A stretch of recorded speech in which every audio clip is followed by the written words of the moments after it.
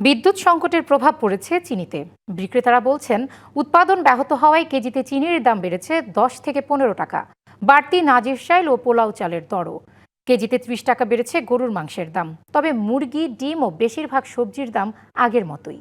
রাজধানীর নিত্যপণ্যের বাজারে স্বস্তি মিলছে কিছু পণ্যে, আবার বাড়তি কিছু পণ্যের দাম। কমেছে কাঁচামরিচের দাম, কেজিতে 40 টাকা কমে বিক্রি হচ্ছে 100 টাকায়। লেবুর হালি 20 টাকা, পেঁয়াজ 50, আদা 100, রসুন 150 এবং পেঁপে ও আলু 30 টাকা কেজি। বিভিন্ন শাকের দামও কিছুটা কমেছে। কাঁচামরিচের দাম ম্যাডাম গত সপ্তাহে অনেক বাড়তি ছিল, আর এই সপ্তাহে অনেক কমছে। আজকে কাঁচামরিচ হলো আপনার মাত্র 70 টাকা কেজি পাইকারি, তা আমরা খুচরা 100 টাকা বেশি। বৃষ্টি না থাকলে, খরান থাকলে আবার জিনিসের দাম একটু কমে, আর বৃষ্টি হলে আপনার সব মালের দাম একটু বাড়ে আর কি। বাজারে তো দ্রব্যমূল্য খুব ঊর্ধ্বগতি, তো কেনা সম্ভব না। তবে অস্বস্তি চিনির বাজারে, বেড়েছে দাম। বিদ্যুৎ সংকটে কিছু মিল বন্ধ হওয়ায় এর কারণ বলছেন বিক্রেতারা।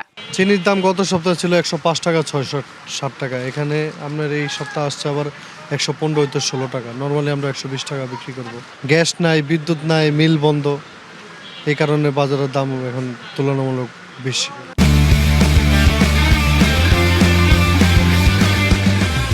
ডাল, ছোলার দামও বাড়তি, তবে অপরিবর্তিত সয়াবিন তেলের দাম সপ্তাহের তুলনায় আরও বেড়েছে নাজির শাইল ও পোলাও চালের দাম। পোলাও চাল বিক্রি হচ্ছে 230 টাকা কেজি। 160 টাকা ছিল প্যাকেট, এই প্যাকেটে যখন 230 টাকা।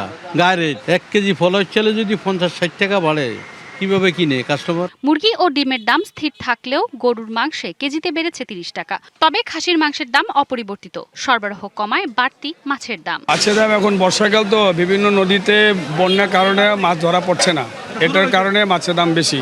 গত মাসে যখন আসছি, এই আয়ের মাছ আমি 800 টাকা 700 টাকা কেজি নিয়েছি, এবং বাগারটা নিয়েছিলেন 800 টাকা নিয়েছিল, কিন্তু আজকে সেটা দিচ্ছে 1000 টাকা, অর্থাৎ দাম বেড়েছে আর কি।